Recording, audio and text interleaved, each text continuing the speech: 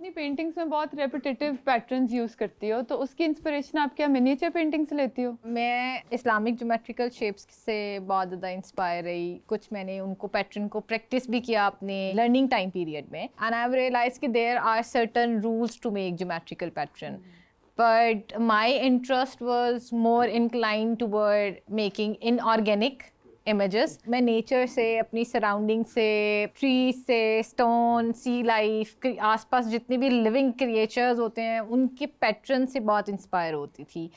तो I ended up making triangular pattern and it's very repetitive, and overall जो image बनती है वो बहुत कियोटिक बनती है, जैसे बहुत क्योस है सराउंडिंग में। और वो जो क्योस है ना, those are the energies which I get from the nature और from the people. So I try to visualize those energies onto my Vasli and canvas, and it's somehow because of the material and teeny triangles, it falls under the category of contemporary miniature. ਤੁਹਾਨੂੰ ਕਿੰਨੇ ਕਿਹਾ programme CNN ਤੇ ਚੱਲਣਾ ਇਹਨਾਂ ਦਾ?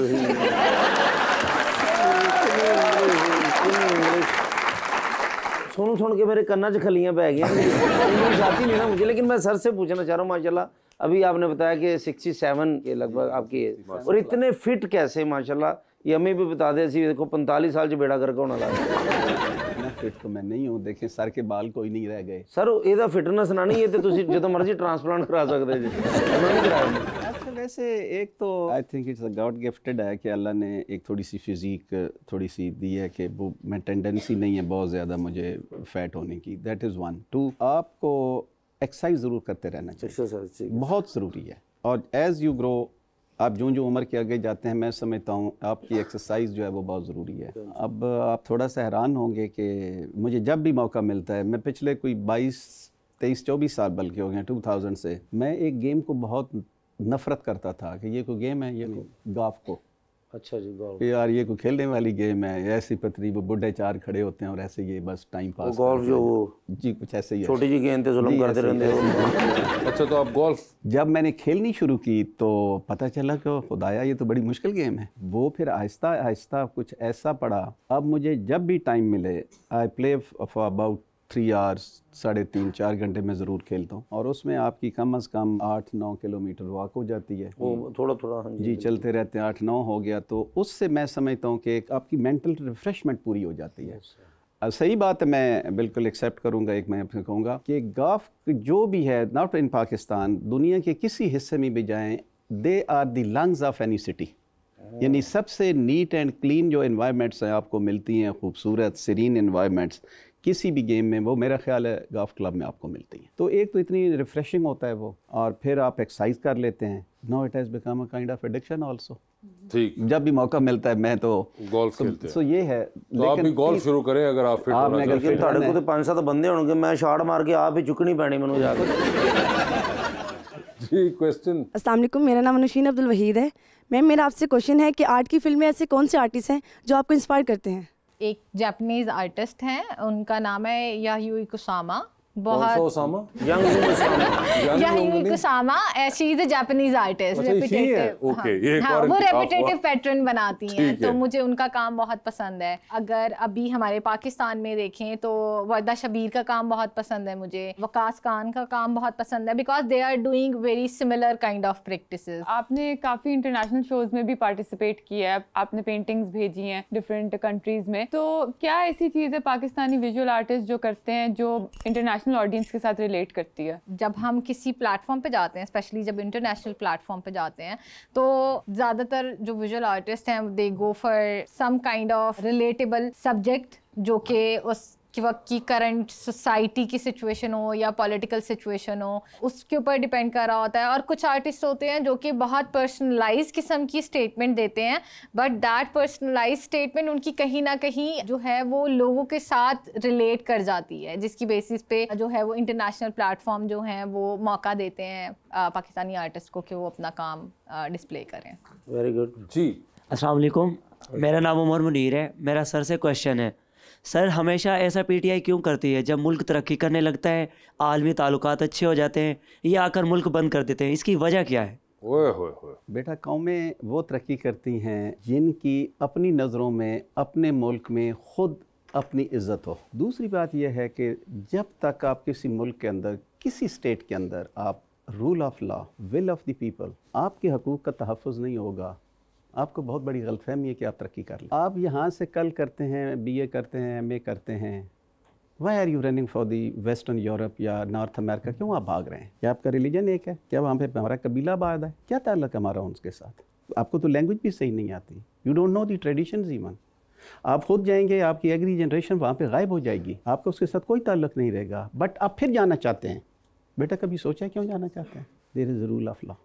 बिल्कुल, rule of law. मेरी बात याद रखना, ये मेरी बात याद रखना। It's not a political statement. Khan ने कहा था सिर्फ रूल एंड लॉ पे चलना है। The choice is yours.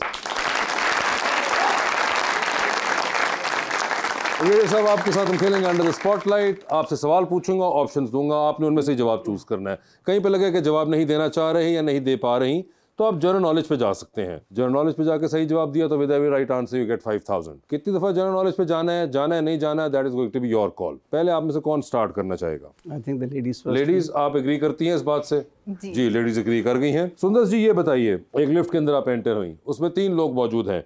एक के साथ आप सेल्फी लेंगी, एक को आप स्माइल देंगी और एक को आप कहेंगी कि मेरे ख्याल से आपका फ्लोर आ चुका हुआ है। ऑप्शंस आपके पास जो हैं वो हैं हमजा अली अब्बासी, फवाद खान और फहद मुस्तफ़ा। तो सेल्फी किसके साथ लेंगी? हमजा अली अब्बासी। स्माइल किन को देंगी? फवाद खान। और किसका फ्लोर आ गया? फहद मुस्तफ़ा। ठीक है, ये बता दीजिए, टाइटैनिक पे जा रही हैं, 2 VIP पास हैं आपके पास, एक अपना है, दूसरे में आप किसी और को साथ लेके जा सकती हैं। किसको टाइटैनिक पे अपने साथ लेके जाना चाहेंगी? ऑप्शंस आपके पास जो हैं वो हैं जनाब ख्वाजा आसिफ साहब और जनाब मुराद अली शाह। ख्वाजा आसिफ साहब। ख्वाजा आसिफ साहब, ठीक है। ये बताइए मैडम, डूबती कश्ती में सवार हैं, 2 लाइफ जैकेट्स आपके पास हैं, एक अपनी है, दूसरी आपने किसी और को देनी है। वो दूसरी लाइफ जैकेट आप किन को दे रही हैं? ऑप्शंस आपके पास जो हैं वो हैं ब्रिगेडियर मुश्ताक साहब और कैसर पिया। कैसर पिया।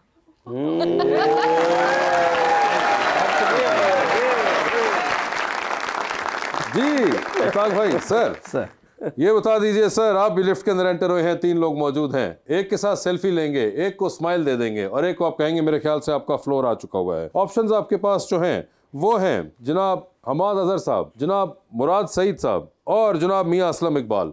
तो सेल्फी किसके साथ है? मुराद सईद साहब के साथ। स्माइल किन को दे रहे हैं? हमाद अजहर साहब। और फ्लोर आ चुका हुआ है मियां असलम इकबाल साहब। आई थिंक थर्ड ऑप्शन वही बचे हैं। ठीक। चांद पे जा रहे हैं, स्पेस रॉकेट में बैठ के किसी एक को साथ लेके जा सकते हैं, जिसको लेके जाएंगे उनको आप वहीं छोड़ेंगे, although you will come back. तो किसको चांद पे लेके जाना चाहते हैं आप? ऑप्शंस आपके पास जो हैं वो हैं जनाब हाफिज फरत अब्बास और जनाब उमर अयूब। आपके को अज़ाइम मेरे बारे में ठीक नहीं लगते। मेरा ख्याल है आप जनरल नॉलेज पे चले जाए। ये साहब, किस किस्म का जनरल नॉलेज आप चाहेंगे? कोई पॉलिटिक्स हो या some information, I don't know. Some information और पॉलिटिक्स, ठीक है सर। 100 रुपए का नोट तो आपने देखा ही होगा। जी देखिए। अच्छा भी होगा, बिल्कुल सही कहा आपने। उसके बैक पर किस इमारत की तस्वीर होती है? शालीमार बाग है? No sir. Mohenjodaro? No sir. अगले सवाल पे चलते हैं। ठीक है, आप वापस जाएं, जनरल नॉलेज को छोड़ें आप।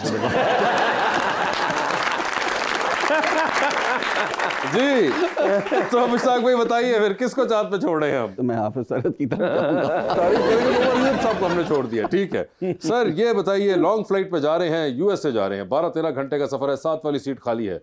आप देखते हैं कोई आता है और कहता है कि मैं भी आपके साथ बैठना चाहता हूँ, तो किसको अपने साथ 12-13 घंटे के लिए हम सफर बनाना चाहेंगे?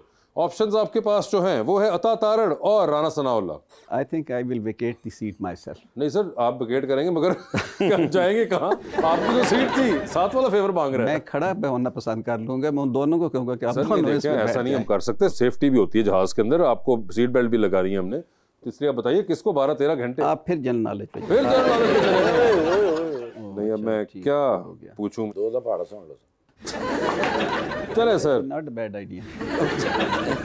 सर ये बता दीजिए, कायदे आज़म मोहम्मद अली जिन्ना ने 14 निकात किस साल में पेश किए थे?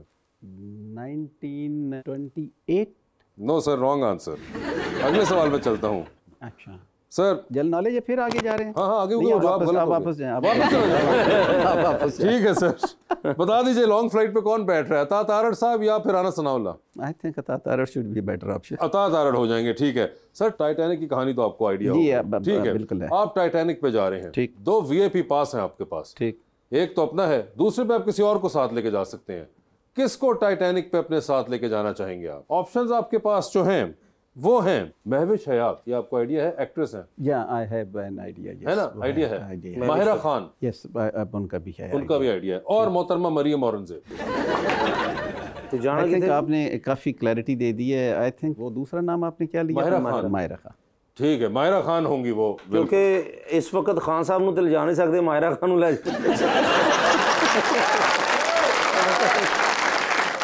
फिर डूबती कश्ती में सवार हैं, 2 लाइफ जैकेट्स आपके पास हैं, एक अपनी है, दूसरी आपने किसी और को देनी है। वो दूसरी लाइफ जैकेट आप इनमें से किनको दे रहे हैं? ऑप्शंस आपके पास जो हैं वो हैं बैरिस्टर गौहर साहब और जनाब Shah Mahmood Qureshi. The one who needs Shah Mahmood Qureshi.